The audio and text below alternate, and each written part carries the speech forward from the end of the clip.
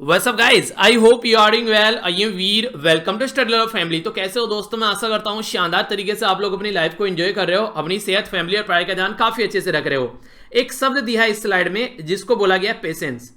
तो पेशेंस के बारे में एक छोटी सी कहानी मैं आप लोगों को बताता हूँ। एक टीचर थे तो उन्होंने अपने बच्चे का नाम रखा धैर्य।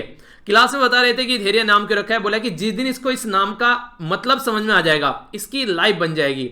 ये काफी इंपॉर्टेंट चीजें हैं लाइफ में। जब जब हम लोगों ने पेशेंस रखा है तब तब लाइफ में आप लोग एक अच्छे मुकाम पर पहुंचते हुए नजर आएंगे। कई सारी चीजें आप लोगों ने देखी होगी लाइफ में, जैसे कि कई सारे एक्सपेरिमेंट किए जाते हैं कि बच्चों को क्लास में टॉफी बांट दी जाती है, चॉकलेट बांट दी जाती है और उसमें बोला जाता है कुछ बच्चों को कि आप लोगों को 10 मिनट के बाद में वो चॉकलेट वगैरह खानी है। तो उसमें से कई सारे बच्चे जो हैं उनके अंदर पेशेंस नहीं रहता है, तुरंत रैपर खोलते हैं और एकदम खा लेते हैं उसको। कुछ बच्चे ऐसे हैं जो थोड़ा 10 मिनट बोला तो 5 मिनट रुक गए, पर लेकिन उनमें से एक दो बच्चा ऐसा देखने को मिलेगा जो पूरा 10 मिनट तक रुक गया है। अगर लाइफ में आगे चल के उनकी लाइफ को आप लोग ट्रेस करोगे ना, उनकी लाइफ को आप लोग ट्रैक करोगे, तो अगर उनकी लाइफ आप लोग 20-25 साल बाद देखोगे तो जो 10 मिनट तक वेट करने वाला बच्चा था ना, ये जरूर आप लोगों को कहीं ना कहीं बढ़िया पोजीशन पर, एक अच्छी पोजीशन पर आप लोगों को मिलेगा। रीजन इसका क्या है? रीजन इसका ये है कि लाइफ में जब भी कोई प्रॉब्लम लाइफ में आप लोगों की आएगी तो उस टाइम पर आप लोग पेशेंस के साथ में उस प्रॉब्लम को देखोगे और उसका सॉल्यूशन क्या निकल सकता है, एक सॉल्यूशन ओरिएंटेड माइंड के साथ में आप लोग आगे बढ़ोगे। तो इस तरीके से कोशिश करो कि लाइफ में जो भी चीजें होनी है उनके लिए पेशेंस रखिए, थोड़ा सा उतावले मत होइए। सही टाइम पर सही चीजें आप लोगों को हमेशा देखने को मिलेगी। तो ये चीजें याद रखिए, तो आप लोगों को बहुत सारी प्रॉब्लम का सॉल्यूशन अपने आप ही आप लोग खोज लेंगे, किसी के ऊपर डिपेंडेंट आप लोगों को नहीं रहना पड़ेगा। तो जिस दिन आप लोगों ने ये चीजें करना स्टार्ट कर दी तो ये समझिए आप लोग जो एग्जाम की प्रिपरेशन कर रहे हैं ना, वो भी आप लोग की अच्छी होनी स्टार्ट हो जाएगी। क्योंकि अगर किसी दिन पढ़ाई नहीं हुई तो आप लोग इंपेशेंट हो जाते हैं, एक तरीके से ऐसा लगने लगता है कि लाइफ में पता नहीं क्या हो गया है। नहीं, उसको इस तरीके से नहीं करना है। थोड़ा सा ये सोचना है कि आज का टाइम बर्बाद हुआ, कोई नहीं, आगे का टाइम बचा है, उसको ढंग से यूटिलाइज करना है। अगर कोई दिन सुबह सुबह खराब हो गया तो ये नहीं कि पूरा दिन खराब कर दिया, कीचड़ में गिर गए भैया अब तो उसमें लोटपोट होना है, नहीं, ऐसा नहीं करना है। चलिए कोई नहीं, थोड़ा सा अगर कीचड़ लग गया तो उसको थोड़ा साफ करके आगे बढ़ जाते हैं। तो ये चीजें आप लोगों को लाइफ में इंप्लीमेंट करनी पड़ेगी और यही लाइफ जीने का तरीका भी है। अगर ऐसे बढ़ेंगे तो लाइफ में सारी चीजें आप लोग अच्छे से अचीव कर पाएंगे।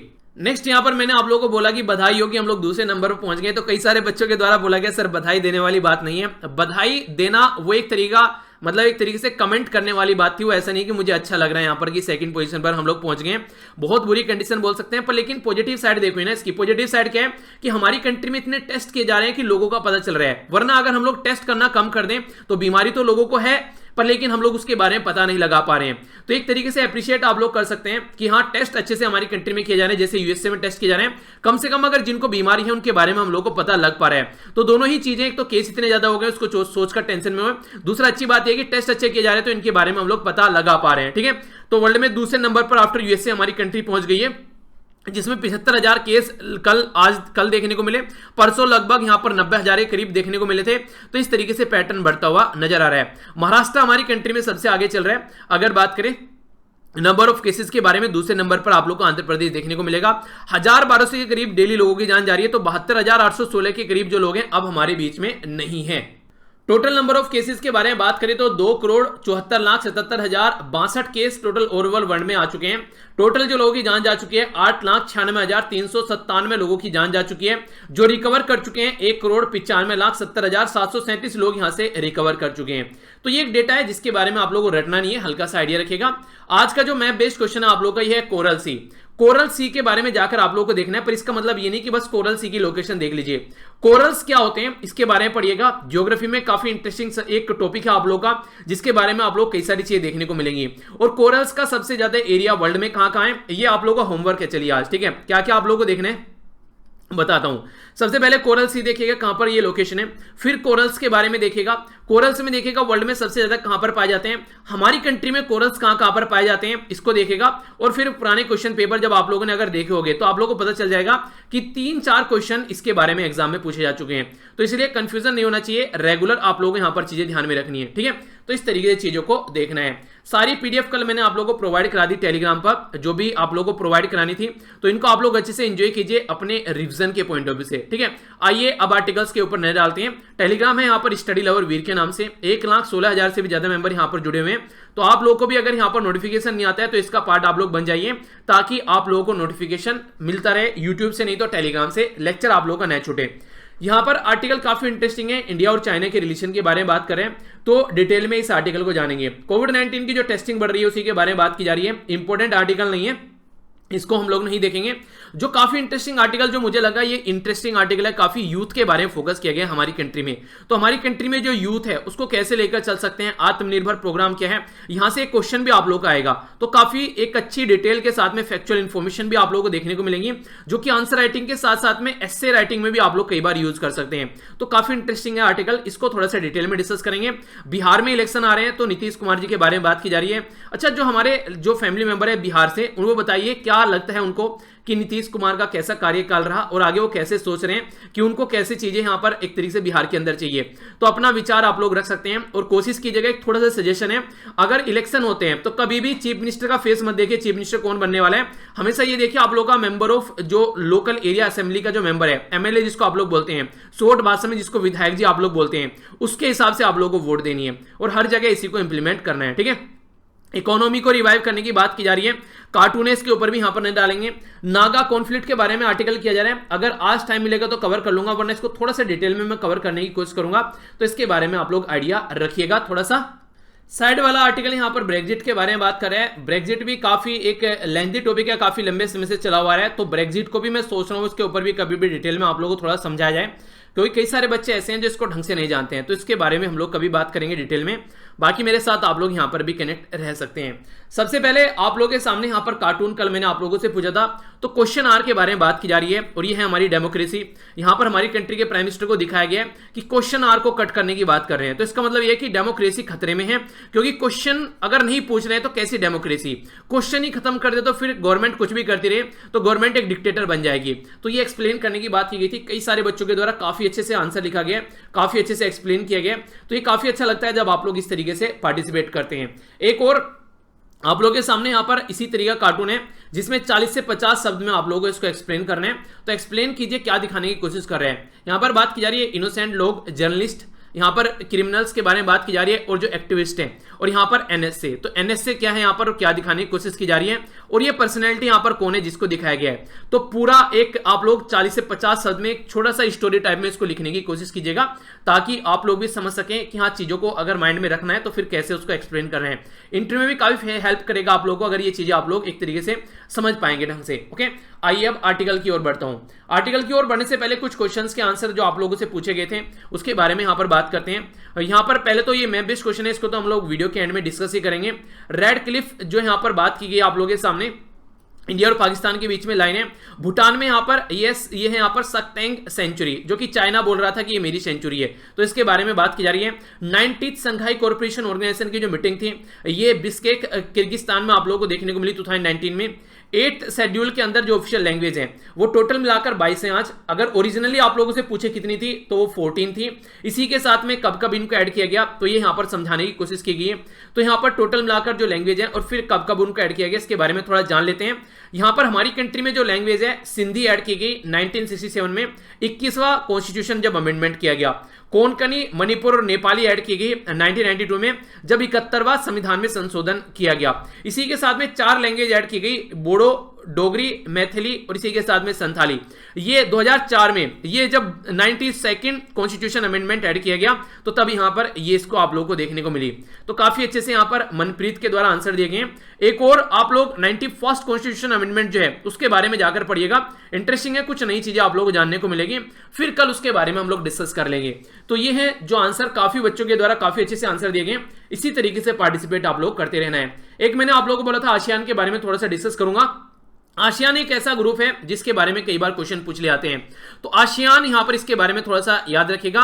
तो इसको पहले आप लोग समझिए कौन कौन सी यहां पर कंट्री है आज के में। Myanmar, Thailand, Cambodia, Singapore, Indonesia, Malaysia, Vietnam, Laos, Philippine और बर्नोई। तो ये जो बेसिकली कंट्री है 10 कंट्री है आसियान के अंदर आती हैं।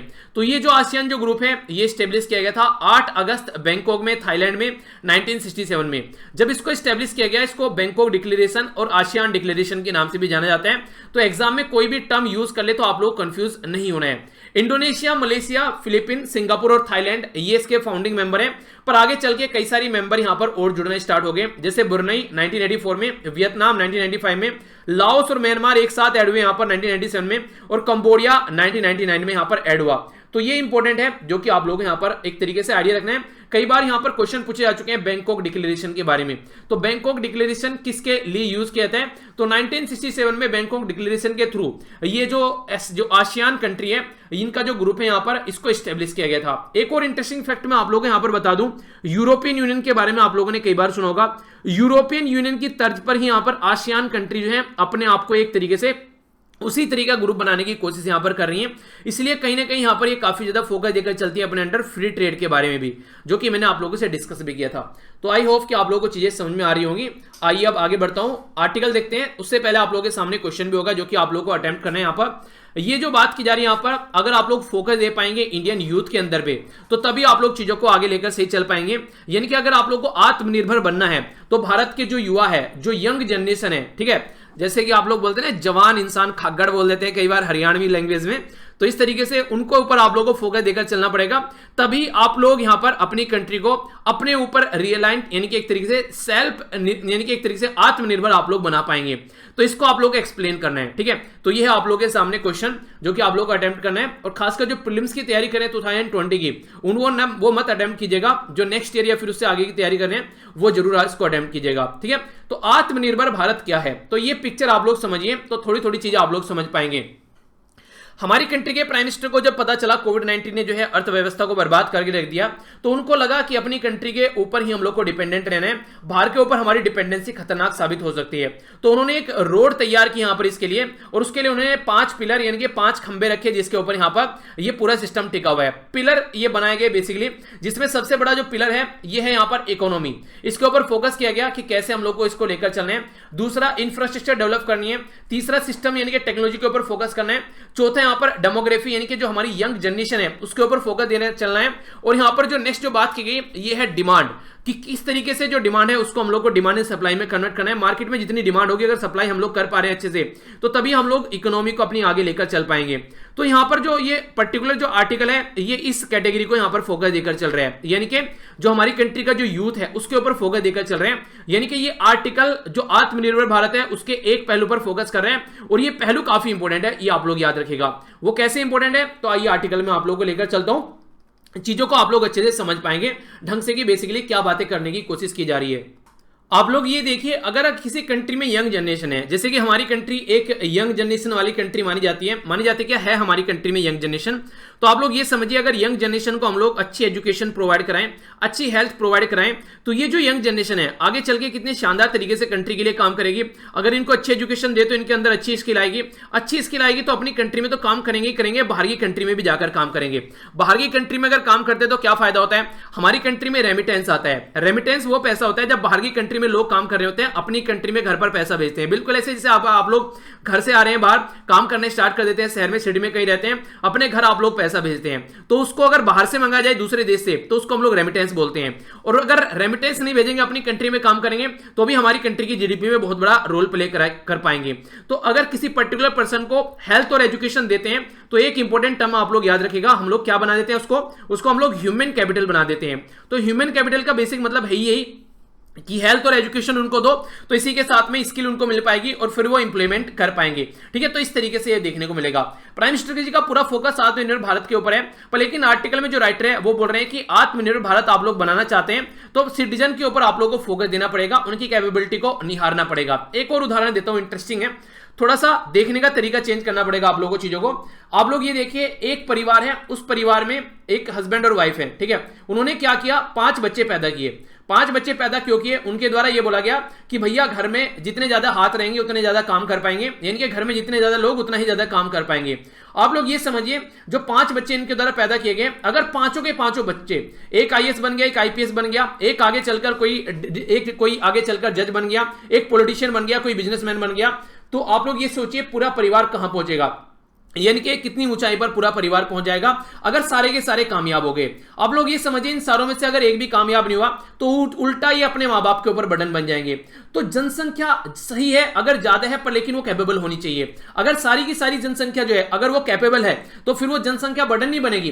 बर्डन इंसान तब बनता है जब वो काम का नहीं रहता है, एक तरीके से काम नहीं कर पाता है कोई, एक तरीके से उसको अपॉर्चुनिटी नहीं मिल रही है। कई सारे लोग ऐसे जिनके पास में अच्छी एजुकेशन है, अच्छी क्वालिफिकेशन है, पर हमारी कंट्री में इतना ज्यादा जो एक तरीके से क्षमता नहीं है जो अनएम्प्लॉयड यूथ है उसको एब्जॉर्ब कर सके। तो कभी गवर्नमेंट की प्रॉब्लम तो कभी कोई और कंडीशन बन जाती है यहां पर, तो वो भी चीजें देखने को मिलती है। तो इसका मतलब ये नहीं कि जनसंख्या ज्यादा है तो वो कंट्री बर्बाद होगी, नहीं। अगर उस कंट्री में जनसंख्या ज्यादा है और उसको स्किल दी गई है तो वो कंट्री वर्ल्ड में एक सबसे ताकतवर कंट्री भी बन सकती है। तो कैसे हम लोग अपनी जो यंग जनरेशन है उसको यूटिलाइज कर रहे हैं, वहां से एक तरीके से आप लोग बोल सकते हैं कि कंट्री किस डायरेक्शन में जाना है। तो जो जनसांख्यिकी जो कंपोजिशन है हमारी कंट्री का वो काफी यूथ है, यानी कि यंग जनरेशन है हमारी कंट्री की। तो इसीलिए जो यहां पर राइटर है, यहां पर ये फोकस देकर चल रहे हैं नेशनल यूथ पॉलिसी के ऊपर। ये नेशनल यूथ पॉलिसी के ऊपर फोकस देकर चल रहे हैं, क्योंकि नेशनल यूथ पॉलिसी अगर हमारी कंट्री में इंप्लीमेंट की जाती है तो हम लोग अपनी कंट्री को आत्मनिर्भर बना पाएंगे। तो पूरा आर्टिकल नेशनल यूथ पॉलिसी के इर्द गिर्द घूमता है। इसके बारे में बजट की बात करेंगे, किसी कंट्री में इंप्लीमेंट किया गया तो उसके बारे में बात करेंगे। तो इस तरीके से आर्टिकल बढ़ेगा। इंपॉर्टेंट है यहां पर हमारी कंट्री में 2014 में नेशनल यूथ पॉलिसी लाएगी। तो नेशनल यूथ पॉलिसी जब हमारी कंट्री में लाएगी तो ये डेटा इंपॉर्टेंट है, ठीक है। क्वेश्चन प्रीलिम्स में भी डायरेक्ट पूछा जा सकता है।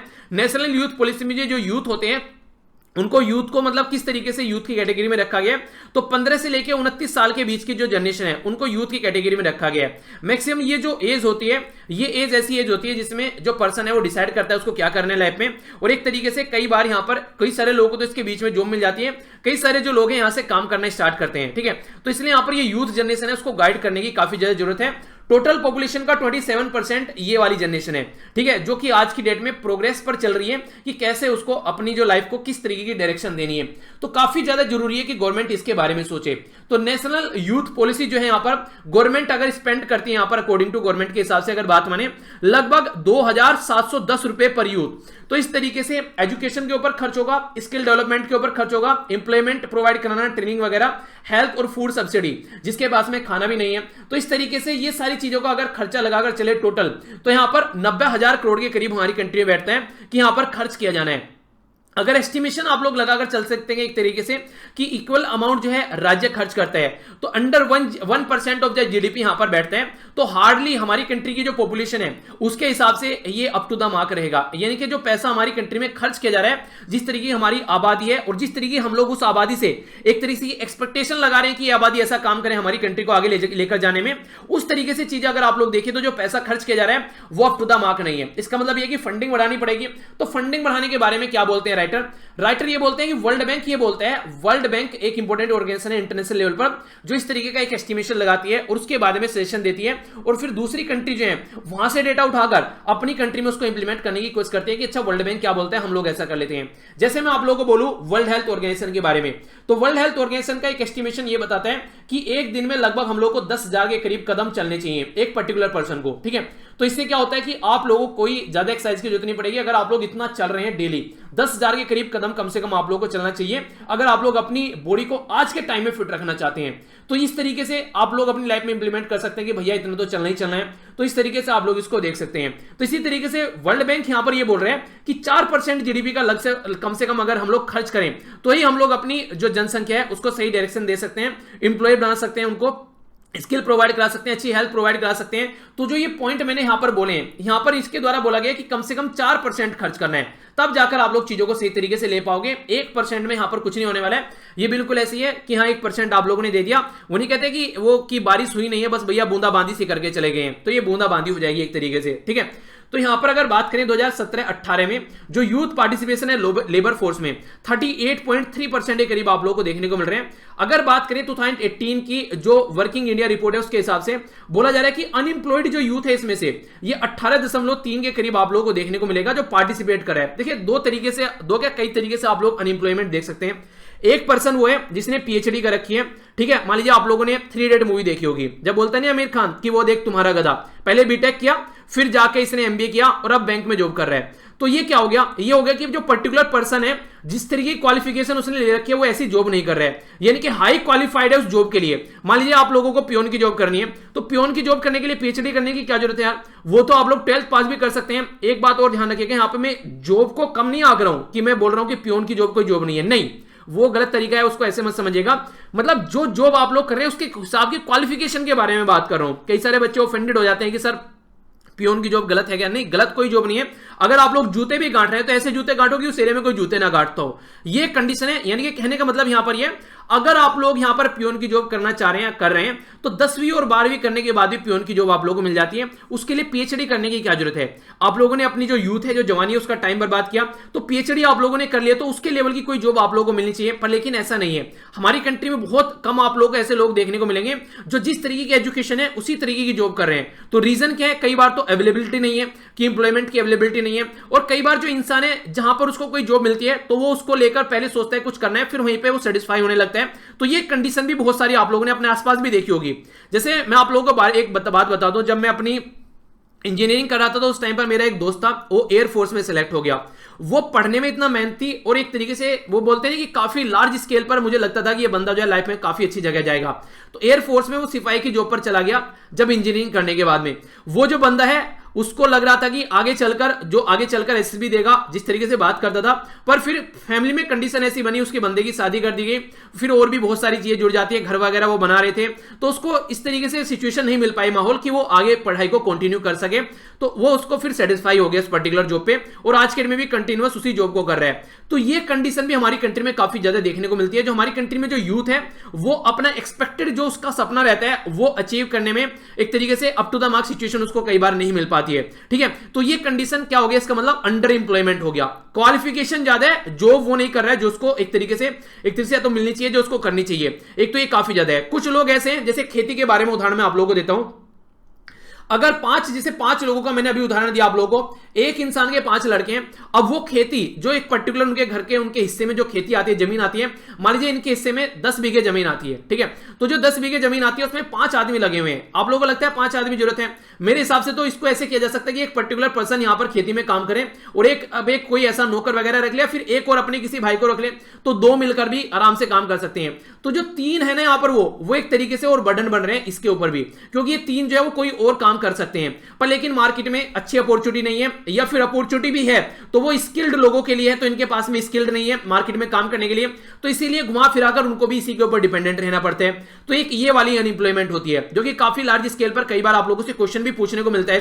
इसको बोलते हैं डिसगाइज्ड अनएम्प्लॉयमेंट, यानी कि एक तरीके से वो अनएम्प्लॉयमेंट जो कि दूसरी हो सकती है, पर लेकिन इनको यहां पर जॉब करनी पड़ रही है, क्योंकि या तो उनके पास में स्किल नहीं है या फिर अपॉर्चुनिटी नहीं है। तो ये कंडीशन यहां पर समझ में आती है। तो ये कई तरीके के अनएम्प्लॉयमेंट होते हैं जिनके बारे में क्वेश्चन कई बार पूछ लेते हैं, तो ये कंफ्यूजन आप लोगों को नहीं होना है। ठीक है, सीजनल अनएम्प्लॉयमेंट होता है। जैसे खेती में मैंने आप लोगों को बताया था, खेती में क्या होता है, कई सारे लोग आते हैं काम करने के लिए एक एरिया से दूसरे एरिया में, तो उस टाइम पर वो वहां पर काम कर रहे होते हैं। फिर क्या होता है, कुछ टाइम बाद में क्या होता है, वो वहां से छोड़कर चले जाते हैं, और फिर वहां पर जब छोड़कर चले जाते हैं, जब वहां पर मान लीजिए गन्ने की कटाई करनी है या फिर धान गेहूं करना है, तो वो सारी चीजें आप लोगों को देखने को मिलेगी। तो ये सारी चीजें अलग अलग कंडीशन क्रिएट यहां पर कर देती है। तो ये अलग अलग तरीके की अनएम्प्लॉयमेंट होती है। कई सारे ऐसे होते हैं जिसे जॉब स्विच करनी होती है, एक जॉब में काम कर रहे हैं, पसंद नहीं आ रही है, सैलरी कम है, या फिर अप टू द मार्क उनकी जो एक्सपेक्टेशन है फुलफिल नहीं हो पा रहे, तो वो दूसरी जॉब में चले जाते हैं। तो कुछ टाइम के लिए अनएम्प्लॉयड रहते हैं, 2-4 महीने के लिए, फिर जॉब करने लगते हैं। तो ये एक अलग तरीके का अनएम्प्लॉयमेंट हो जाता है। तो ये सारे अनएम्प्लॉयमेंट की कैटेगरी में अलग अलग कैटेगरी में आते हैं। यहां पर 30% जो यूथ है हमारी कंट्री का, वो बात की जा रही है नाइदर इन एम्प्लॉयमेंट और नोर इन एजुकेशन, यानी कि ना तो एम्प्लॉय कर रहा है कोई और ना ही एजुकेटेड है। तो एजुकेशन भी बहुत बड़ा मुद्दा आप लोगों को देखने को मिलेगा। 30% जो इंडियन स्कूल यूथ है वो अनएम्प्लॉयमेंट है, यानी कि 33% ऐसे भी लोग हैं जो अच्छे खासे स्किल्ड लोग हैं, फिर भी उनको जॉब नहीं मिल रही है। अभी कोरोना काल में ये बोला गया अकेले अप्रैल में यहां पर जब लॉकडाउन लगाया गया, 14 करोड़ के करीब लोगों की जान चलेगी। 2.7% जो इंडियन यूथ है वो अनएम्प्लॉयड हो गया कोरोना काल में। 50 लाख के करीब जो यूथ है वो एक्सपेक्ट किया जा रहा है कि वर्क फोर्स में हर साल एंट्री करता है। तो आप लोग ये समझ के चलिए कि एंट्री करने वाला अब क्या होगा, जब ऑलरेडी जो काम कर रहे थे उन्हीं की जॉब खत्म हो गई यहां पर। तो इस तरीके से आप लोग समझिए, तो आप लोग चीजों को समझ पाएंगे और अच्छे से गहराई में जाकर। अगर बात करूं नेक्स्ट यहां पर ये एस्पायरेशनल यंग जनरेशन के बारे में बात की जा रही है। तो एस्पायरेशनल एक तरीके से जो वर्ड निकल कर आते हैं यहां पर, ये जब हमारी कंट्री में एलपीजी रिफॉर्म लाए गए, ठीक है, जिसको आप लोग लिबरलाइजेशन, प्राइवेटाइजेशन, ग्लोबलाइजेशन बोलते हैं। तो 1990s में हमारी इकोनॉमी जो थी उसको ओपन किया गया, एलपीजी रिफॉर्म लाए गए। तो हमारी कंट्री में ये इस टाइम पर कहीं ना कहीं यूथ के अंदर एक एस्पायरेशन निकल के आई कि हाँ यार अब एक तरीके से एक्सपोजर मिल गया आउटसाइड वर्ल्ड का। तो इंडिया में इकोनॉमी और जो पॉलिटिकल फ्यूचर है वो काफी की होल्डिंग है यहां पर। अगर आप लोग बात करके चलते हैं तो बात जो की जा रही है वो बात की जा रही है एक तरीके से अपॉर्चुनिटी के बारे में, ठीक है। तो डिकेड कम से कम आप लोग बोल सकते हैं कि इंडिया के पास में बस एक नहीं दशक का समय है। इसी के बाद में मान लीजिए आज के डेट में कोई पर्सन 30 साल का है, ठीक है, 30 साल का हो गया, 10 साल या फिर 15 साल आपने उसको जॉब नहीं दी, 45 साल का हो गया, 5 साल में ये बोलने लगेगा और कि यार उम्र निकल गई है। उसके बाद में उसकी क्या आप लोगों को लगेगा कुछ काम करने की इच्छा होगी उसकी। तो ये जो देख दशक है जो आप लोगों को एक तरीके से उस दशक के बीच में आप लोगों को जनता को एक तरीके से जॉब प्रोवाइड करानी है। वरना अगर इसको जॉब नहीं मिली और 45 साल का हो गया और 5 साल और निकाल दिए, फिर ये क्या करेगा, जो घर में कमाने वाले लोग हैं उसके ऊपर इसकी डिपेंडेंसी हो जाएगी। तो इनडायरेक्ट वे में आप लोग इसको वैसे मत देखिए, आप लोग इसको वैसे देखिए कि ये एक तरीके से कंट्री के ऊपर एक तरीके से इस तरीके जो यूथ है जो अपनी जवानी में काम नहीं कर पाए, तो पूरी कंट्री के ऊपर एक तरीके से बर्डन पड़ना स्टार्ट हो जाता है फिर यहां से। तो इसीलिए कहते हैं कि यूथ को स्किल दो, एजुकेशन दो, अगर रियलिटी में आप लोग चाहते हैं कि यूथ जो है वो ढंग से काम कर पाए। तो अवसर मिलना उनको काफी जरूरी है। अगर अवसर ही नहीं मिला उनको तो फिर आप लोग जो आप लोगों के पास में जो दशक है यूथ का जो एक तरीके से दशक है आप लोग उसको ढंग से यूज नहीं कर पाएंगे। तो अप्रोप्रिएट टाइम है इंडियन यूथ गारंटी प्रोग्राम यहां पर आना चाहिए, बिल्कुल ऐसे जैसे यूरोपियन यूनियन में प्रोग्राम है। यूरोपियन यूनियन में यहां पर यूरोपियन यूथ गारंटी प्रोग्राम है यहां पर, जिसको EUYG के नाम से जाना जाता है, जो कि यहां पर हमारी कंट्री के कॉन्टेक्स्ट में इसके पैटर्न से सीखकर हम लोग आगे बढ़ सकते हैं। देखिए अगर किसी टॉपर का इंटरव्यू आप लोग सुनते हैं ना, ये बिल्कुल ऐसी है कि टॉपर का इंटरव्यू आप लोगों ने सुन लिया, पर लेकिन उसकी चीजें आप लोग अपने ऊपर इंप्लीमेंट मत कीजिए सारी की सारी, क्योंकि उसकी एजुकेशन बैकग्राउंड दूसरा है, आपका एजुकेशन बैकग्राउंड दूसरा है। उसने अलग तरीके से अलग माहौल में रह के पढ़ाई की, आप लोगों ने अलग तरीके से अलग माहौल में रह के पढ़ाई की है। तो अपने कॉन्टेक्स्ट में उसको मॉडिफाई आप लोग कर लीजिए कि आप लोग उसमें क्या कर सकते हैं। यही बात यहां पर बोली गई। इंडियन जो यूथ है, अगर हम लोग बात करें इंडियन यूथ गारंटी प्रोग्राम, तो इंडिया के हिसाब से होना चाहिए कि यूरोप के हिसाब से। तो यूरोप में उसके हिसाब से काम चलाया गया, हम लोग अपने हिसाब से काम करें। 2010 में यूरोप के अंदर अनएम्प्लॉयमेंट काफी ज्यादा था, तो उसके चलते इनके द्वारा यहां पर प्रोग्राम स्टार्ट किया गया, जिसके चलते इनके द्वारा अपनी कंट्री में जो यूथ है उनको जॉब प्रोवाइड कराने की कोशिश की गई। तो इंडियन यूथ अगर गारंटी इनिशिएटिव के बारे में बात करें तो ये एक फ्रेमवर्क के तहत यहां पर स्टैट्यूटरी बैकिंग अगर इसको मिले, जिनके पार्लियामेंट में पास कर अगर प्रॉपर वे में लाया जाए, जैसे हमारी कंट्री में MGNREGA काम करता है, Mahatma Gandhi national rural employment guarantee scheme, उसी के पैटर्न में आप लोग इसको इंप्लीमेंट कीजिए। तो एक तरीके से स्टैट्यूटरी यानी कि एक लॉ के थ्रू बैकिंग मिल जाएगी, तो फिर इसको इंप्लीमेंट करने में ज्यादा प्रॉब्लम नहीं होगी। तो ऐसी ही बैकिंग की बात यहां पर राइटर कर रहे हैं। नेक्स्ट अगर आप लोगों से यहां पर बात करूं, बात की जा रही है फिस्कल स्ट्रेस के बारे में। देखिए सबसे बड़ी बात होती है बजट यहां पर फिर देना पड़ेगा आप लोगों को प्रॉपर में। जो यूथ कंपोनेंट प्लान है उसके ऊपर फोकस तो देना ही आप लोगों को, इसी के साथ में जो शेड्यूल कास्ट और शेड्यूल ट्राइब है उसके ऊपर अलग से स्पेशल कंपोनेंट प्लान आप लोगों को लाना पड़ेगा। यहां पर यूथ कंपोनेंट प्लान जो है बेसिकली ये अलग अलग लेवल जैसे स्टेट, यूनियन टेरिटरी और जो मिनिस्ट्री है सेंट्रल लेवल की, उनको सबको लेकर चलना पड़ेगा। और फिर एक काम और ध्यान रखना है, यहां पर एक जूता सबके पैर में फिट नहीं करना है, यानी कि ऐसा नहीं कि सारा प्लान बनाकर इंप्लीमेंट कर दिया सब राज्य में। कुछ राज्य में ऐसा होगा एजुकेशन लेवल काफी अच्छा होगा, जॉब कर रहे हैं लोग अच्छे खासे लेवल पर, कुछ राज्य में ऐसा होगा एजुकेशन लेवल भी अच्छा नहीं है और जॉब भी नहीं कर रहे हैं, कुछ राज्य में स्किल्ड लेवल अच्छा होगा।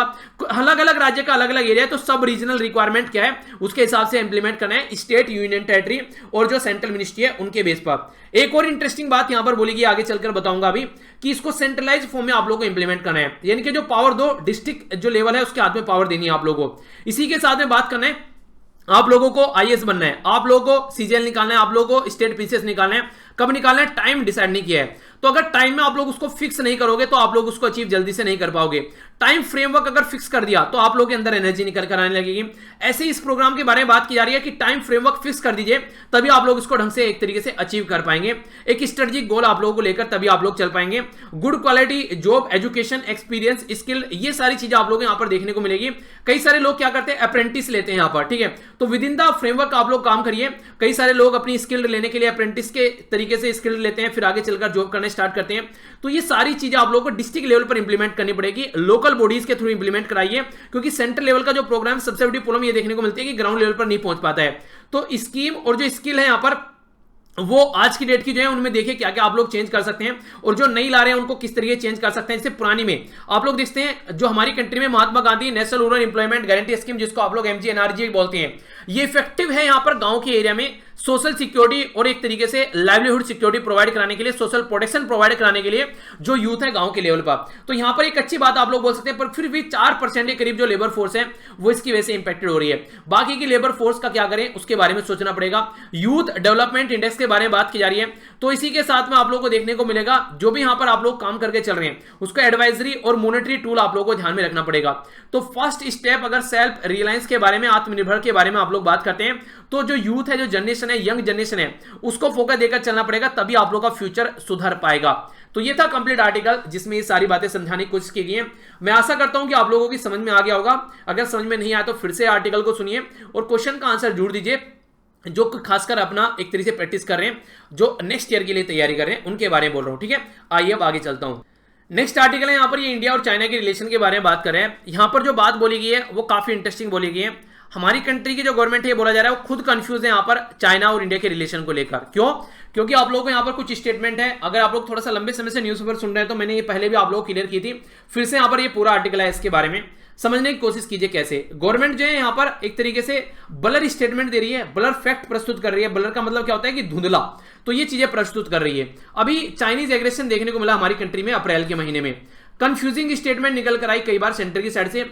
प्राइम मिनिस्टर खुद मोदी जी के द्वारा हमारी कंट्री में बोला गया कि किसी भी टेरिटरी में हमारी कंट्री में चाइना के द्वारा एंट्री नहीं की गई है, कहीं पर भी चाइना नहीं घुसा हुआ है। ये बातें उनके द्वारा बोली गई। पहली बात, एक्सटर्नल अफेयर मिनिस्ट्री ने कुछ टाइम बाद में बोला कि हमारी कंट्री में चाइना ने घुसकर जो गालवान वाली वैली है यहां पर, उसमें स्ट्रक्चर तैयार कर लिया है। एक इंपॉर्टेंट लोकेशन याद रखिएगा, मैप बेस्ड क्वेश्चन बन सकता है गालवान वैली के बारे में, थोड़ा सा आप लोग समझ लीजिए कहां पर लोकेटेड है। ये आप लोग यहां पर देखिए, ये हो गया मैप, जिसमें ये पर्टिकुलर जो लाइन है इसको बोलते हैं, ये बोलते हैं LAC, यानी कि जो एक तरीके से यहां पर लाइन ऑफ एक्चुअल कंट्रोल, इसको फुल फॉर्म बोला जाता है। जब पाकिस्तान के बारे में हम लोग बात करते हैं उसको बोलते हैं LOC। ठीक है, तो LAC और LOC में डिफरेंस रखिएगा। LOC पाकिस्तान के लिए और LAC जो है यहां पर ये चाइना के लिए है। तो यहां पर आप लोगों को जिसका बाउंड्री है इंडिया और चाइना के बीच में, तो यहां पर आप लोग गालवान वैली देखने को मिलेगी।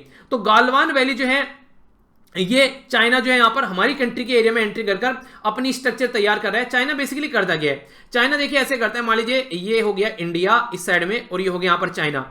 चाइना यहां आएगा, घूम के जाएगा, कुछ दिन रुकेगा, वापस चला जाएगा, फिर आएगा, फिर घूम के जाएगा, फिर कुछ दिन आएगा, वापस चला जाएगा। ये प्रोसीजर ये 5-6 साल 10-12 साल तक फॉलो करेगा और फिर बोलेगा कि हम तो यहां पहले से ही रहते हैं, ये एरिया हमारा है। तो इस तरीके से ये हर कंट्री के एरिया के साथ में इसी तरीके की हरकतें करता है और इसको ये लगता है सामने वाला बेवकूफ है, तो इसी के चलते इसकी जो ताकतवर एक तरीके की टेंडेंसी है वो ऐसी होती जा रही है कि इसको हमेशा से इसी पैटर्न में फॉलो करते हैं। पर लेकिन पहले के कंपेयर में, आज के कंपेयर में देखें तो चीजें चेंज हो चुकी हैं। तो इसलिए यहां पर हमारी कंट्री में अपने माइंड में हम लोग को पहले क्लैरिटी लेकर आनी पड़ेगी कि हम लोग जनता को दिखाना क्या चाह रहे हैं। बेसिकली जो गवर्नमेंट है वो जनता के सामने नहीं दिखाना चाह रही है कि चाइना हमारे एरिया में आकर घुस चुका है। तो इससे क्या होगा, गवर्नमेंट की बेइज्जती होगी कि तुम्हारे होते होते चाइना कैसे आकर घुस गया। इंडियन फॉरेन सेक्रेटरी जो है उन्होंने सितंबर के महीने में बोला कि ऐसा बिजनेस नहीं चल सकता जैसे चल रहा है। ये इसको बोलते हैं स्टेटस को। स्टेटस को का मतलब होता है यथास्थिति, यानी कि जैसी स्थिति बनी हुई है वैसी स्थिति में आप लोग चीजों को आगे लेकर नहीं चल सकते। जिस तरीके का डिस्प्यूट आज के डेट में बॉर्डर के ऊपर चल रहा है, समझने की कोशिश कीजिए क्या बोला जा रहा है। प्राइम मिनिस्टर मोदी ने बोला कोई भी यहां पर नहीं है हमारी कंट्री की साइड में। एक्सटर्नल अफेयर मिनिस्ट्री ने बोला गालवान वैली में एक स्ट्रक्चर तैयार कर दिया उनके द्वारा हमारी कंट्री की साइड में। और इवन फॉरेन सेक्रेटरी बोल रहे हैं ऐसा नहीं चलेगा जैसे चाइना हरकत कर रहा है। तो इसका मतलब ये या तो ये दोनों सही बोल रहे हैं या फिर प्राइम मिनिस्टर हमारे कंट्री के वो सही बोल रहे हैं, यानी कि कोई ना कोई तो झूठ बोल रहा है। या तो ये झूठ बोल रहे हैं या फिर ये झूठ बोल रहे हैं, या तो ये सही बोल रहे हैं या फिर ये सही बोल रहे हैं। तो ये जो धुंधली स्टेटमेंट आ रही है, प्राइम मिनिस्टर कुछ बोल रहे हैं, जो गवर्नमेंट के ऑफिशियल है वो कुछ बोल रहे हैं, तो जनता में एक क्लैरिटी लेकर नहीं आ रहा है कि एक्चुअल में चल क्या रहा है। तो वो काफी ज्यादा जरूरी है समझने के लिए। तो जो हमारी कंट्री का जो एक तरीके से डिप्लोमेसी का जो डोमेन है वो हम लोग सही तरीके से लेकर नहीं चल रहे हैं। गवर्नमेंट के सॉफ्ट मेजर कई बार यहां पर देखने को मिल जाते हैं। कुछ इंटरेस्टिंग बातें आप लोगों को समझाता हूं, आखिर ऐसी बातें यहां पर क्यों बोलने की कोशिश की जा रही है, एम्बिगुअस स्टेटमेंट क्यों दी जा रही है। गवर्नमेंट इनेबल है यहां पर कुछ चीजों को लेकर। सबसे पहले तो एम्बिगुअस पोजीशन है जो LAC को लेकर, डायरेक्ट जो है डोमेस्टिक पॉलिटिक्स को ध्यान में रखते हुए। रीजन क्या है, आप लोगों को पता है हमारी कंट्री में नेशनलिज्म को लेकर कई बार बातें की जाती है। पाकिस्तान के नेशनलिज्म के ऊपर पूरा इलेक्शन जीतकर चली गई गवर्नमेंट 2019 में, यानी कि पाकिस्तान के साथ में हमारी झड़प हुई और उसी के साथ में पूरा इलेक्शन जो है उसी गवर्नमेंट को, जिसको सब चिल्ला रहे थे 45 साल में सबसे ज्यादा अनएम्प्लॉयमेंट कर रहे हैं, ये कर रहे हैं, वो कर रहे हैं, थम्स अप मेजोरिटी के साथ में आई, पहले से भी ज्यादा मेजोरिटी के साथ में आई। किसके ऊपर, नेशनलिज्म के ऊपर। तो वो नेशनलिज्म का जो कार्ड यहां पर गवर्नमेंट के द्वारा खेला जा रहा है, वो कार्ड जो है अगर चाइना अगर हमारी कंट्री में घुसता है, वो कार्ड धुंधला पड़ना स्टार्ट हो जाता है कि आप लोग तो नेशनलिज्म की बात करें, तुम्हारे एरिया में चाइना आकर कैसे घुस गया। तो जो मिलिट्री ब्रेवो के बारे में यहां पर बात करते हैं, तो एक तरीके से मिलिट्री का नाम लेकर जो पॉलिटिक्स खेली जाती है वो फिर धुंधली पड़नी स्टार्ट हो जाएगी। तो ये कंडीशन यहां पर बोला गया है। दूसरी साइड में अगर आप लोग चलो, और भी कई सारे बोला है कि 2.5 जो फ्रंट है, जैसे कि सबसे पहले कश्मीर में सिचुएशन जो है, कश्मीर में सिचुएशन ऐसी बनी हुई है 5 अगस्त 2019 से कि वो कंट्रोल करने लायक नहीं है, क्योंकि हमारी कंट्री में जो सिचुएशन बनी हुई है उसके चलते यहां पर जो खुद जो जनता है लोकल एरिया में जो रहती है वो भी सेटिस्फाई नहीं है गवर्नमेंट के स्टेप से। दूसरा, एग्रेशन निकल के आ रहा है चाइना की साइड से, और रही सही कसर यहां पर पाकिस्तान पूरा कर दे रहा है। यानी कि 3 एरिया ऐसे बने हुए हैं यहां पर जो कि हमारी कंट्री की नेशनल सिक्योरिटी के लिए चैलेंज बना हुआ है, ऐसा आप लोग बोल सकते हैं। अब यहां पर देखिए, एक तरीके से अगर आप लोग इंटरनेशनल पॉलिटिक्स को समझना चाहते हैं ना, तो कई सारे एंगल आप लोगों के माइंड में होने चाहिए। आज की डेट में चाइना ऐसी हरकतें क्यों कर रहा है कि आप लोगों को समझ में आ रहा है, इसके रीजन है कई सारे। सबसे बड़ा जो रीजन है वो है यूएसए। क्यों? यूएसए में इलेक्शन आ रहे हैं, डोनाल्ड ट्रंप जो है अपनी डोमेस्टिक पॉलिसी के ऊपर फोकस कर रहे हैं, इसी के साथ में कोविड-19 से पूरा वर्ल्ड जूझ रहा है, वो उसके साथ में झटपड़ा रहे हैं। तो चाइना के पास में एक अच्छी अपॉर्चुनिटी है ऐसी हरकत करने के लिए, इसीलिए चाइना एलएसी में आकर घुस रहा है, क्योंकि वेस्टर्न वर्ल्ड कुछ नहीं बोलेगा। इसीलिए चाइना भूटान के साथ में उल्टी सीधी हरकतें कर रहा है, इसीलिए चाइना साउथ चाइना सी में अपना क्लेम कर रहा है, क्योंकि दूसरी जो कंट्री है उनके पास में अभी टाइम नहीं है कि चाइना की उल्टी सीधी हरकतों के ऊपर वो ज्यादा फोकस यहां पर दे सकें। तो इसलिए यहां पर ये सिचुएशन आप लोगों को देखने को मिलेगी। तो कहने का मतलब सीधा सीधा ये है कि अपॉर्चुनिटी का फायदा उठाने की कोशिश कर रहा है चाइना। चाइना अपॉर्चुनिस्टिक बना हुआ है, इसीलिए इस हद तक आकर ये इस तरीके की हरकतें यहां पर कर रहे हैं। और इसी के साथ में कोविड-19 फैलाने के बाद में देखिए, सबसे पहले तो इसने रायता फैलाया, उसी के बाद में अब सब लोगों की सपोर्ट कर रहा है, दवाइयां प्रोवाइड करा रहा है, पीपीपी की किट प्रोवाइड करा रहा है, उनके लिए डॉक्टर्स भेज रहा है। यानी कि एक तरीके से पहले सामने वाले को पिटाई करो, अच्छे से उन्हें कहते हैं धुनाई करो उसकी, और फिर उसको डॉक्टर के पास में लेकर जाओ और उसको समझाओ कि तुमने गलती की है। ठीक है, एक तरीके से उसी की सहानुभूति ले ली फिर से, मतलब तुम्हारी वजह से बर्बाद हो रही है पूरा दुनिया, और तुम सहानुभूति भी लेकर सबसे ऊपर आकर बैठ गए हो कि नहीं हम लोग सबकी हेल्प कर रहे हैं। ये नहीं देख रहे हैं कि रायता फैलाया किसने था, तो वो चीजें समझनी पड़ेगी। तो यूरोप और अमेरिका जो है अपने में जूझ रहे हैं, इसलिए यहां पर इस चीज के इसलिए साउथ एशिया के ऊपर फोकस नहीं आ रहा है, तो चाइना का दबदबा बढ़ा हुआ है। एक काफी इंटरेस्टिंग बात यहां पर बोली गई है इंडिया के कंपेयर में। अगर इंडिया की मिलिट्री को आप लोग बोले चाइना की मिलिट्री से कंपेयर में किया जाए तो कम नहीं है किसी भी तरीके से, पर लेकिन कुछ ऐसी चीजें चाइना के पास में जो हमसे ज्यादा ताकतवर है, जैसे कि साइबर और स्पेस। यानी कि हमारी कंट्री के ऊपर जो साइबर अटैक कई बार किए जाते हैं, तो जो उनका बेस देखने को मिलता है वो चाइना में देखने को मिलता है, तो उसमें हमारी कंट्री काफी पीछे रह जाती है। तो साइबर बेस के बारे में बात करें। नेक्स्ट बात करते हैं यहां पर इकोनॉमिक स्लो डाउन की वजह से जो कोविड-19 के चलते कंडीशन बनी है, तो गवर्नमेंट जो कर रही है वो बेसिक एक्सपेंडिचर के बारे में, एक तरीके से बेसिक एक्सपेंडिचर जो होना चाहिए, एक तरीके से जो कमाई होनी चाहिए, तो कंडीशन ये बन गई कि आमदनी 98 और खर्च रुपया हो गया है। यानी कि कमाई आ नहीं रही है। क्यों? क्योंकि कंपनीज नहीं चल रही है, कॉर्पोरेट हाउसेज बंद पड़े हुए हैं, तो वहां से टैक्स नहीं आ रहा है, लोगों का इंप्लॉयमेंट जो जा रहा है तो इनकम टैक्स नहीं आ रहा है। इसी के साथ मार्केट में डिमांड कम हो गई है, लोग सामान नहीं खरीद पा रहे हैं, तो वहां से जो इनडायरेक्ट टैक्स नहीं आ रहा है। तो इस तरीके से गवर्नमेंट की अर्निंग, जीएसटी कलेक्शन अच्छा नहीं हो रहा है, तो काफी कम हो गई है, जिसके चलते गवर्नमेंट जो है वो छटपटा रही है। तो ये भी एक मुद्दा है जो कि काफी ज्यादा प्रॉब्लम यहां पर देखने को मिलती है। तो ये तो आर्टिकल के बारे में बात थी। अब कुछ बैकग्राउंड के बारे में जानिए आप लोग। बैकग्राउंड क्या है यहां पर देखिए, जो टर्म यूज करता हूं ना, अभी गालवान वैली बोला, मैं बेस्ट क्वेश्चन बन जाएगा, बोल देंगे आप लोगों को उत्तराखंड में है, हिमाचल प्रदेश में है, तो इस तरीके से जम्मू एंड कश्मीर में, लद्दाख वाले रीजन में है। तो ये सारी चीजें आप लोगों के माइंड में क्लियर होनी चाहिए। ठीक है, तो गालवान वैली जो है यहाँ पर चाइना और इंडिया के बीच में, लद्दाख वाले रीजन में। ठीक है, अगर बात करूं यहाँ पर ये एक लेक के बारे में बात की जा रही है, जिसको बोलते हैं यहाँ पर पोंगोंग पैंगोंग। ठीक है, पैंगोंग तोशो। ठीक है, तो पीटी के नाम से आप लोग याद रखिएगा। जो पीटी लेक है यहाँ पर ये लद्दाख के अंदर में, तो ये लगभग इस पे यहाँ पर काफी प्रॉब्लम चल रही है इंडिया और चाइना को लेकर। तो यहाँ पर पहली बार जो बेसिकली चीजें देखने को मिली, फर्स्ट राउंड ऑफ टॉक वो 6 जून को देखने को मिला। इसका मतलब है 6 जून से पहले रायता फैला चुके हैं। जी हाँ, बिल्कुल सही है। 20 जवान हमारी कंट्री के जो थे, 6 जून में इनकी जान चली गई। तो ये ऐसा हुआ काफी लंबे समय बाद कि इंडिया और चाइना के बीच में झड़प हुई, वरना 1962 के बाद में इंडिया और चाइना के बीच में ऐसे झड़प देखने को नहीं मिले। और तब से लेके 1975 से लेके 2020 में खड़े हुए हैं, हमारे बीच में अब तक फायरिंग नहीं हुई है। यहां पर भी जो लिए हमारी कंट्री के जवान या फिर चाइना में कितने लोगों की जान गई है उसके बारे में नहीं पता है, फायरिंग नहीं हुई है।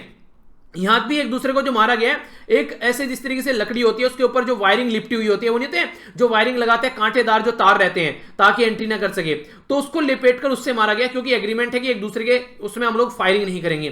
तो यहां पर जो लोगों की जान गई है, एक दूसरे को आप लोग बोल सकते हैं मैनुअली फाइट किए, मुक्के से मारना, एक दूसरे को लकड़ी से मारना, कटीले तारों से मारना, उससे एक दूसरे को यहां पर मारा गया है। तो ये कंडीशन कहां पर देखने को मिली? गालवान वैली में ये देखने को मिली, लाइन ऑफ एक्चुअल कंट्रोल के ऊपर। तो इसके चलते चलते यहाँ पर ये बातें समझाने की कोशिश की जा रही है।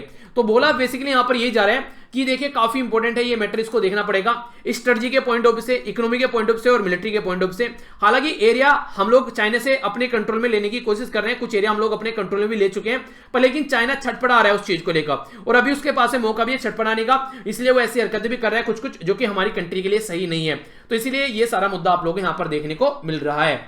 नेक्स्ट जो आर्टिकल है इंडियन इकोनॉमी के बारे में बात करें, इंडियन इकोनॉमी को रिवाइव करने की बात की जा रही है। तो देखिए रिवाइव करने से पहले आप लोगों को ये समझना पड़ेगा, ये काफी इंटरेस्टिंग लाइन बोली गई है और इसके ऊपर तो ऐसे भी आ चुके हैं। इवन क्या बोला जाता है यहां पर, बोला यह जाता है कि प्रॉब्लम क्या है, पहले आप लोग वो समझो तभी आप लोग सॉल्यूशन को निकाल पाओगे यहां पर। यानी कि कहने का मतलब यहां पर ये, अगर हमारी कंट्री में चाइना के बारे में अभी आप लोगों को बताया, अगर हमारी कंट्री के प्राइम मिनिस्टर बोल रहे हैं कि चाइनीज जो है हमारी साइड में आई नहीं है, तो फिर यहां पर चाइना की कोई प्रॉब्लम ही नहीं है बॉर्डर को लेकर, फिर तो कोई इशू ही नहीं है। तो इसका मतलब यह कि आप लोग एग्जाम देने गए, एग्जाम में आप लोग एक तरीके से क्लियर नहीं कर पाए, तो आप लोग बोल रहे हैं कि मैं फेल हो गए, फिर से हम लोगों ने एग्जाम दिया फिर से फेल हो गए। रीजन क्या है, आप लोग प्रॉब्लम देख ही नहीं रहे हो कि फेल क्यों हो रहे हो, आप लोग उसको प्रॉब्लम को पकड़ने के लिए तैयार ही नहीं हो, और प्रॉब्लम को तब पकड़ोगे कि आप लोग उसको समझो कि हाँ भैया ये हो कैसे रही है। एक और इंटरेस्टिंग बात बता दूं, इकोनॉमिक ग्रोथ कम चल रहा है, आप लोग अगर उसको इकोनॉमिक ग्रोथ को कम मानोगे ही नहीं, तो आप लोग उसको बढ़ाने के बारे में कैसे सोचोगे, आप लोग तो ये बोलोगे जो चल रहा है सही चल रहा है, ठीक है। तो सबसे पहले थे कि आप लोग को एक्सेप्ट करना पड़ेगा कि ये प्रॉब्लम है, जब भी तो उस प्रॉब्लम का सॉल्यूशन निकालोगे, तो हम लोग उस प्रॉब्लम को प्रॉब्लम मानेंगे, तो तभी हम लोग आगे कुछ अच्छा सोचेंगे। Q1 अभी 2020-21 का जो चल रहा था, उसमें आप लोगों को देखने को मिला कि हमारी कंट्री की जो जीडीपी है वो नेगेटिव में पहुंच गई काफी लार्ज स्केल पर। और सबसे इंटरेस्टिंग बात पता है क्या यहां पर, वो ये है कि हमारी कंट्री में अभी जो काउंट किया गया है वो इनफॉर्मल सेक्टर को काउंट यहां पर किया ही नहीं गया है। इनफॉर्मल सेक्टर क्या होता है, जैसे हमारी कंट्री में आप लोगों ने देखा संडे बाजार लगते हैं, ठीक है, संडे बाजार लग गया, बुध बाजार लग गया, मंगल बाजार लग गया, दुनिया भर के लोग यहां से सामान खरीदते हैं, गोलगप्पे लगाने वाले, रेडी चलाने वाले, दुनिया भर के लोग काम करते हैं, अपने घरों में छोटे छोटे काम लोगों ने कर रखे हैं स्टार्ट, उसके बारे में कोई फोकस ही नहीं देता, वो इनफॉर्मल कैटेगरी में आता है। फॉर्मल कैटेगरी क्या हो जाती है, जैसे आप लोग बात करें आज के में, जैसे कि गवर्नमेंट सेक्टर के बारे में बात करिए, ठीक है, प्राइवेट कंपनी जो कि प्रॉपर में काम कर रही है, जो कि एक तरीके से स्टॉक एक्सचेंज इंडेक्स में जिसको मेंशन किया हुआ है, आप लोग डॉक्टर हैं जैसे एक तरीके से आप लोग टैक्स पे करते हैं, यानी कि जो टैक्स के बाहर आता है नॉर्मली उसके बारे में बात की जा रही है। ये नॉर्मली इनके रेवेन्यू का पता नहीं चलता है। आपकी गली में एक नुक्कड़ है, वहां पर दुनिया भर की भीड़ लगती है, गोलगप्पे वाला खड़ा हुआ है, वो गोलगप्पे वाला अगर वो आप लोगों को यहां पर 20 रुपए के 3 गोलगप्पे दे रहा है, आप लोग ये समझिए कि जो उसका जो बकेट है जिसमें वो पत्ते डाले जाते हैं बेसिकली वो गोलगप्पे खाने के बाद में, तो उसमें वो शाम तक ऐसे ऐसे 2-3 वो डब्बे भर लेता है। इसका मतलब दुनिया दबाकर गोलगप्पे खा रही है। तो ये जो अकेला बंदा है, इसकी जो सैलरी अगर आप लोग काउंट करके देखेंगे ना, तो लाखों के ऊपर सैलरी कमा रहा है, पर लेकिन इनकम टैक्स के नाम पर 0 पे कर रहा है। तो इस तरीके से इनफॉर्मल सेक्टर में जो इकोनॉमी हमारी कंट्री में एक ह्यूज इकोनॉमी आप लोगों को देखने को मिलेगी, पर लेकिन उस पर जो इंपैक्ट पड़ा है कोविड-19 के चलते, सेम इंपैक्ट आप लोगों को यहां पर जब डिमोनेटाइजेशन किया गया हमारी कंट्री में, सेम इंपैक्ट उस टाइम पर देखने को मिला था, तब भी हम लोग उसको काउंट नहीं कर पाए थे। तो ये इनफॉर्मल को जब तक हम लोग फॉर्मल नहीं करेंगे, तब तक हम लोग एक्चुअल में हमारी इकोनॉमी के ऊपर क्या इंपैक्ट डल रहा है वो हम लोग नहीं समझ पाएंगे, ठीक है। नेक्स्ट बात की जा रही है फिक्स कैपिटल फॉर्मेशन के बारे में। इसके लिए मेरे काफी अच्छा उदाहरण याद आता है, कई बार मैं हालांकि ऐसे एग्जांपल देता रहता हूं। जैसे मान लीजिए आप लोगों को घर वालों ने 10,000 रुपए दिए, 10,000 रुपए दिए आप लोगों ने, 10,000 रुपए आप लोगों ने क्या किया, घूमने निकल गए गोवा किसी और एरिया में, पार्टी की और वापस आए 2-4 दिनों में, हफ्ते में, और आकर अपना ठन ठन गोपाल हो गए फिर से। तो क्या किया आप लोगों ने, पैसा उड़ा दिया, उसका कोई मतलब नहीं है। आप लोगों ने क्या किया, इन 10,000 रुपए का आप लोगों ने एक प्रिंटर खरीदा, यानी कि फोटोकॉपी करने की मशीन खरीदी, और आप लोगों ने किसी स्कूल के पास में ले जाकर उसको रख दिया जहां पर स्कूल के बच्चे आते हैं। तो ये एक तरीके से मशीन खरीद लिया आप लोगों ने, उससे पैसा कमाना स्टार्ट कर दिया, तो कैपिटल फॉर्मेशन हो गया। जूस निकालने की मशीन आप लोग लेकर आ गए, एक तो हो गया कि वो जूस निकालने की मशीन लेकर आ गए, खुद ही जूस निकाले खुद ही पी रहे हैं, कैपिटल फॉर्मेशन नहीं है वो। उसको आप लोगों ने ले जाकर रख दिया किसी पर्टिकुलर एरिया में जहां पर लोग जो है काफी ज्यादा जूस पीते हैं, पार्क की साइड में आप लोगों ने ले जाकर रख दिया, मॉर्निंग में जूस पीने आते हैं, तो कैपिटल फॉर्मेशन हो गया। इससे ज्यादा साधारण भाषाओं में मैं आप लोग कैपिटल फॉर्मेशन नहीं समझा पाऊंगा, वरना इकोनॉमी की ऐसी तैसी हो जाएगी, ठीक है। तो कैपिटल फॉर्मेशन बेसिकली ये बोलते हैं कि आप लोग कुछ ऐसा सामान ले लेना जिससे आप लोग पैसा कमा सके इनडायरेक्ट वे में, ठीक है, यानी कि इस जगह ऐसी जगह इन्वेस्टमेंट करना जिससे आगे चलकर आप लोग कैपिटल जनरेशन कर सकें। तो कैपिटल फॉर्मेशन हमारी कंट्री में जो फिलहाल अभी डिक्लाइन हुआ है, काफी लार्ज स्केल पर ये डिक्लाइन होता हुआ नजर आ रहा है। अगर आप लोग 2018 को छोड़ दें तो 2014 से लेकर 2019 तक ये घटकर हमारी कंट्री में जो एक तरीके से घटा है, यहां पर ये घटकर एक तरीके 27 पर आ गया, ठीक है। तो 27 पर घटना जो आप लोगों को दिख रहा है ना 3% होता है, कई सारे ये सोच रहे होंगे ये हजारों करोड़ में चीजें देखने को मिलती हैं जब जरा जरा सा परसेंट बढ़ता है पूरी कंट्री के लेवल पर, ठीक है। तो उस तरीके से समझिए इसको। तो इसी के चलते एक प्रॉब्लम देखने को मिल रही है। डेवलपिंग जो कंट्री है जनरली जो हैविली इन्वेस्ट करती है फिक्स्ड एसेट्स के अंदर में, तो आज के डेट में डिमांड के चलते प्रॉब्लम देखने को मिल रही है। कुछ सारे लोग ऐसे भी हैं कि भैया इसको क्यों खरीदे, मार्केट में डिमांड तो है नहीं, तो ये भी एक प्रॉब्लम आप लोगों को देखने को मिलेगी। आगे कंज्यूमर की डिमांड के बारे में बात करो, भैया कोविड-19 ने ना लोगों की जान निकाल दी है। मैंने आप लोगों को उदाहरण दिया था, आप लोगों को याद होगा कि मैं लैपटॉप ठीक कराने गया था तो वहां पर एक बंदा बैठा, जो बंदा बैठा वो एक तरीके से मतलब कोई ऐसा बंदा था कि जो प्राइवेट जॉब कर रहा है और वो लैपटॉप ठीक कराने आया था। उस बंदे के लैपटॉप में जो पैसे लगने थे उतने पैसे उसके पास नहीं थे, तो वो जो दुकान वाला था उसको बार बार बोल रहा है यार इससे कम में मैं इसको ठीक नहीं कर पाऊंगा, ठीक है। तो जो कंडीशन बनी हुई थी वो बंदा उसके पास से पैसे नहीं है और वहां से उठने के लिए भी तैयार नहीं है। क्यों? क्योंकि उस लैपटॉप के थ्रू उसका काम चल रहा है। अगर ये लैपटॉप नहीं चलेगा तो उसकी रही सही दुनियादारी भी खत्म हो जाएगी। तो इसलिए वो इतना फ्रस्ट्रेट था वहां पर जिसकी कुछ हद नहीं है। तो कंडीशन क्या बनी है, लोगों के हाथ में पैसा ही नहीं है कि वो अपनी बेसिक चीजों की भी रिक्वायरमेंट को कंप्लीट कर पाएं। तो ये मैं आप लोगों को एक ऐसा उदाहरण बता रहा हूं जो खुद मैंने अपनी आंखों से देखा है। तो ये कंडीशन क्या है, ये कंडीशन यहां पर निकल कर आती है कि बेसिक रिक्वायरमेंट की जब चीजें भी पूरी नहीं कर रहे हैं। अगर आप लोगों को मैं बोलूं कि चलो यार मजे मजे में एक लैपटॉप खरीद लेते हैं, चलो यार एक फोन खरीद लेते हैं, पुराना हो गया, चलना अच्छा नहीं लगा, काफी दिन हो गए ना चलाते चलाते, तो हाथों में खुजली हो रही है, एक नया फोन लेकर आ जाते हैं। कब होगा? जब आप लोगों की डिमांड से ज्यादा पैसे आप लोगों के पास में है, यानी कि जितना चाहिए उससे ज्यादा पैसे हैं, तभी आप लोग उसको एक्स्ट्रा इन्वेस्टमेंट कर पाओगे। पर लेकिन अगर आप लोगों की डिमांड खुद से ही फुलफिल नहीं हो रही है तो कैसे आप लोग काम करोगे? तो ये भी काफी ज्यादा देखने को मिल रहे हैं। तो इसके बारे में बोला जा रहा है कि 41.9 जो 41.09 जो डिक्लाइन यहां पर देखने को मिल रहा है। तो सेल में जो डिक्लाइन हो गई है डिमांड में, तो इसलिए कंडीशन निकल के आ रही है। कमर्शियली जो व्हीकल है आज की डेट में आप लोग सोच रहे हैं कोई गाड़ी खरीदने के बारे में 1000 बार सोचेगा नहीं, मैक्सिमम कोई सोच रहे हैं तो सेकंड हैंड के बारे में सोच रहे हैं। तो इसमें काफी ज्यादा डाउनफॉल आप लोगों को देखने को मिल रहा है। तो ये कंडीशन आप लोग यहां पर देखने को मिलेगी।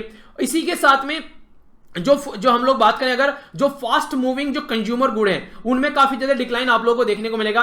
तो कहने का मतलब है मोटे मोटे तौर पर कि जो इकोनॉमी है वो सुस्त चल रही है। इसी के साथ में जो इकोनॉमी के जो कोर सेक्टर हैं, इतनी बार क्वेश्चन पूछा जा चुका है कोर सेक्टर के बारे में, अगर ये अब तक भी आप लोगों के रटे नहीं है तो फिर डूबकर मर जाओ, क्योंकि 50 बार तो मैं आप लोगों को यहां पर इसके बारे में रिवाइज करा चुका हूं। समझने की कोशिश कीजिए ये कोर सेक्टर क्या होते हैं। कोर सेक्टर वो होते हैं, जैसे मैं आप लोगों को बोलूंगी घर आप लोगों को बनाना है तो जो घर की नींव आप लोगों को रखनी है तो वो नींव जो है वो कोर है। अगर नींव अच्छी नहीं होगी तो घर के ऊपर आप लोग एक अच्छी उसकी नींव के ऊपर एक अच्छी बिल्डिंग खड़ी नहीं कर पाएंगे। तो ये कोर सेक्टर है। कोयले की जरूरत कहां कहां आप लोगों को पड़ती है, क्रूड ऑयल कच्चा तेल की जरूरत कहां कहां पड़ती है, नेचुरल गैस की कहां कहां पड़ती है, रिफाइनरी प्रोडक्ट यानी कि जो क्रूड ऑयल से जो प्रोडक्ट निकाले जाते हैं उनको रिफाइनरी प्रोडक्ट बोलते हैं। क्रूड ऑयल आप लोग खरीद कर लेकर आए बाहर की कंट्री से, आप लोगों ने पेट्रोल निकाला, डीजल निकाला, ग्लिसरीन निकाला, ये क्या हो गया? ये पेट्रोलियम प्रोडक्ट हो गए, ठीक है। फर्टिलाइजर यानी कि जो भी आप लोग खाद वगैरह, स्टील कहां कहां यूज करते हैं? दुनिया भर के सामान स्टील से बनाए जाते हैं। सीमेंट कुछ भी कंस्ट्रक्शन के लिए जरूरी है, इलेक्ट्रिसिटी कोई भी काम के लिए जरूरी है। तो ये कोर सेक्टर भी काफी ज्यादा यहां पर अभी एक तरीके से डिक्लाइन हुए हैं। पर लेकिन डिक्लाइन में एक चीज काफी इंपॉर्टेंट है, ये फर्टिलाइजर में डिक्लाइन नहीं देखने को मिला क्योंकि एग्रीकल्चर अच्छी खासी चल रही है।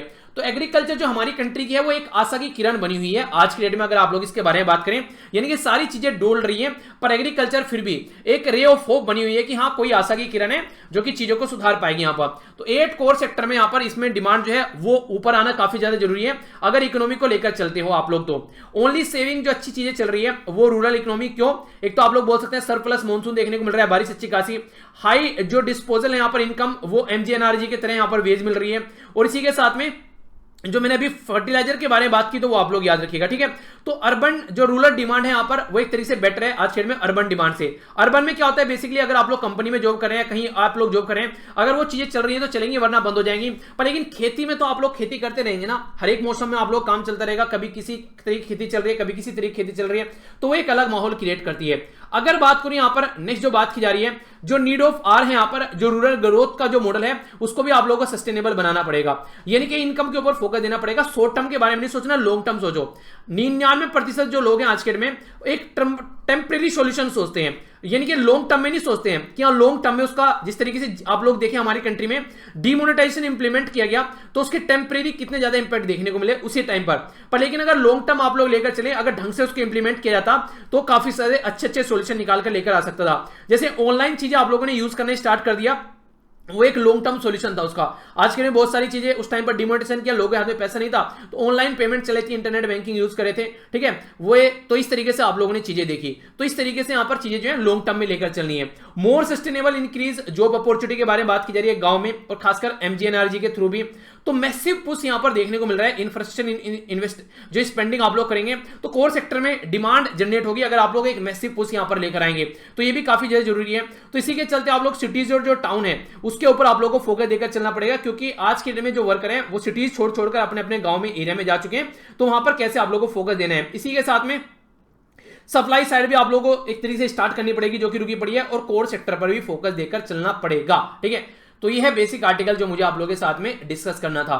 तो ये आज के लिए इतना ही रखते हैं, जो भी आप लोगों का थोड़ा बहुत बचा है उसको नेक्स्ट वीडियो के अंदर कवर कर लेंगे, क्योंकि काफी लेंथी वीडियो यहां पर हो गई है। ठीक है, तो आइए अब एक क्वेश्चन है जिसका आंसर आप लोगों को देना है। क्वेश्चन को अटेम्प्ट कीजिए, काफी इंटरेस्टिंग क्वेश्चन है, मैप बेस्ड क्वेश्चन है, कई बार एग्जाम में बन जाता है। बे ऑफ कैंपेस के बारे में बात की जा रही है, बोला है सदर्न एरिया है गल्फ ऑफ एडन के अंदर में। दूसरा बोला गया एरिया जो है इसका वो 6000 स्क्वायर जो एरिया आप लोग किलोमीटर यहां पर देखने को मिलेगा। तो कौन सी स्टेटमेंट करेक्ट है? ए में बोला गया 1, बी बोला गया 2, सी में बोला गया बोथ, डी में बोला गया नाइदर 1 नो 2। सही आंसर क्या है? ए, बी, सी या फिर डी? तो जो सही आंसर है इसका ये है बी। सेकंड स्टेटमेंट सही है। फैक्चुअल इंफॉर्मेशन शायद ही आप लोगों से गलत पूछी जाएगी एग्जाम में, नॉर्मली इस तरीके के ऑप्शन में आप लोगों का फोकस रहेगा। देखिए कहां पर है बेसिकली, तो जो आंसर है ये क्या हो गया? इसका आंसर है यहां पर, आंसर हो गया इसका बी, यानी कि सेकंड स्टेटमेंट सही है। ठीक है, तो आंसर हो गया बी। ओके, तो ये जो बेसिकली है यहां पर ये एडन में नहीं है, ये गल्फ ऑफ मैक्सिको के अंदर आप लोगों को देखने को मिलेगा। समझिए इसको एक बार मैप में आप लोग देखिए कहां पर है बेसिकली ये यहां पर आप लोगों को देखने को मिलेगा एग्जैक्ट लोकेशन, ये हो गया मैक्सिको। तो गल्फ ऑफ मैक्सिको ऊपर हो गया यूनाइटेड स्टेट ऑफ अमेरिका, और जो मैंने आप लोगों को दिखाया वो क्या दिखाया मैंने? Gulf of Aden. यहां पर आप लोग मैप में देखिए ये बेसिक लोकेशन है। ठीक है, तो ये दिखाया पर लेकिन ये यहां पे नहीं है, ये यहां पे है जिसके बारे में मैप बेस्ड क्वेश्चन पूछा था। तो ऐसे मैप को आप लोग अच्छे से देखा कीजिए ताकि कोई कंफ्यूजन न रहे। ये था आज का डिस्कशन, थोड़ा सा लेट हो गया ये आज का जो डिस्कशन है उसके लिए सॉरी। कल से आप लोगों को टाइम पर देखने को मिलेगा, तो इसी तरीके से एंजॉय करते रहिए। यहां से जाकर पीडीएफ डाउनलोड कर लीजिएगा। मिलता हूं नेक्स्ट लेक्चर में। बड़ों को नमस्ते, छोटों को प्यार, छोटी सी लाइफ एंजॉय करा। तब तक के लिए जय हिंद।